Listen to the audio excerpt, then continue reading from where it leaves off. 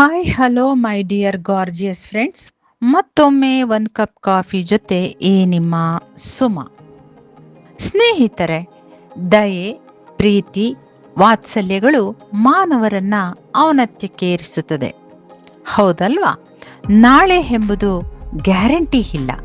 ಇಂದು ನಿಮ್ಮ ಜೀವಿತದಲ್ಲಿ ನಿಮ್ಮೊಂದಿಗೆ ಇರುವವರನ್ನ ಪ್ರೀತಿಸಿ, ಪ್ರಶಂಸಿಸಿ ಎಂಬುದಾಗಿ ಒಬ್ಬ ಅನಾಮಿಕ ಹೇಳಿರುವ. ಹೀಗೆ ಒಂದು ಕಡೆ ನಾನು ಓದಿದೆ. ಎಚ್ ಡುಂಡಿರಾಜ್ರವರು ಒಂದು ಕಡೆ ಹೀಗೆ ಬರೆದಿದ್ದಾರೆ: ಅವನೇ ದಾರಿಗಡ್ಡ ಬಂದ, ನಾನು ಸರಿ, ತಪ್ಪು ನಿನ್ನದು ಎಂದು ಕೂಗಾಡ್ತಿದ್ದ. ತಪ್ಪಿಲ್ಲದಿದ್ದರೂ ಒಪ್ಪಿಕೊಂಡು ಸಾರಿ, ನೀನೇ ಸರಿ ಅಂದೆ. ಅವನೇ ಸರಿ ಎಂದು ಸರಿದು ಹೋದ. ಎಷ್ಟು ಗಹನವಾದ ಅರ್ಥವಿದೆ. ಅಷ್ಟೇ ಅಲ್ಲದೆ ಕರುಣೆಯೂ ಕಾಣುತ್ತಿದೆ ಅಲ್ವೇ? ಒಪ್ಪುವಿರಲ್ವಾ ಸ್ನೇಹಿತರೆ?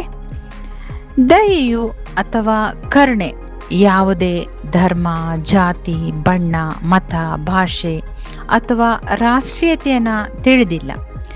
ಇದು ಒಂದು ಹೃದಯದಿಂದ ಇನ್ನೊಂದಕ್ಕೆ ನೇರವಾಗಿ ಮಾತನಾಡುವ ಸಾರ್ವತ್ರಿಕ ಭಾಷೆಯಾಗಿದೆ ಎಂದರೆ ತಪ್ಪಿಲ್ಲ. ದಯೆಯು ಅಥವಾ ಕರುಣೆ ಸರಳ ಕ್ರಿಯೆಯ ಮನಸ್ಸಿನ ಗಾಯಗಳನ್ನು ಗುಣಪಡಿಸುವ, ಹೃದಯದ ಸೇತುವೆಗಳನ್ನು ನಿರ್ಮಿಸುವ, ಕಳೆದುಕೊಂಡಿರುವ ಭರವಸೆಯನ್ನು ಪ್ರೇರೇಪಿಸುವ, ಅಥವಾ ಕರುಣೆಯುಳ್ಳ ಪದಗಳು ಸಾಮಾನ್ಯವಾಗಿ ಅಹಂನಿಂದ ದೂರವಾಗಿರುವ ಜನರನ್ನ ಒಟ್ಟುಗೂಡಿಸುವ ಶಕ್ತಿಯನ್ನು ಹೊಂದಿದೆ ಎಂದರೆ ತಪ್ಪಾಗಲಾರದು. ನಿಜವಾದ ದಯೆಯು ಶುದ್ಧ ಮತ್ತು ಕರುಣೆಯುಳ್ಳ ಆತ್ಮದಿಂದ ಬರುತ್ತದೆ.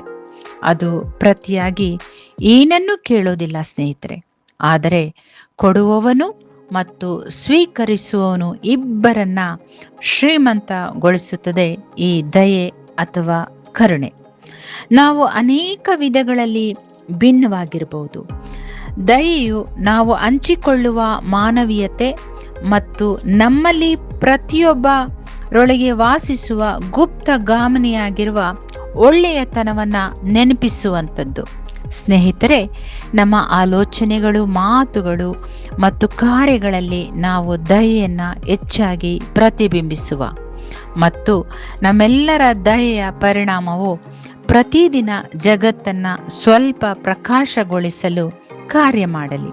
ಶಾಂತಿ, ಸಂತೋಷ, ಉತ್ತಮ ಮನುಷ್ಯತ್ವ, ದಯೆಯ ಲೆಕ್ಕವಿಲ್ಲದಷ್ಟು ಕ್ಷಣಗಳಿಂದ ಜೀವನವು ಸುಂದರ, ಅರ್ಥಪೂರ್ಣ ಮಾಡಿಕೊಳ್ಳುವಲ್ಲಿ ನಮ್ಮನ್ನು ನಾವು ಶ್ರೀಮಂತಗೊಳಿಸಿಕೊಳ್ಳೋಣವೇ? ಒಪ್ಪುವಿರಲ್ಲ ಸ್ನೇಹಿತರೆ? ಇದನ್ನು ಒಪ್ಪುವುದಾದರೆ ದಯವಿಟ್ಟು ಕಾಮೆಂಟ್ ಮಾಡಿ ನನಗೆ ಎನ್ಕರೇಜ್ಮೆಂಟ್ ಕೊಡಿ ಎಂದು ಹೇಳುತ್ತಾ, ಟೇಕ್ ಕೇರ್, ಗಾಡ್ ಬ್ಲೆಸ್.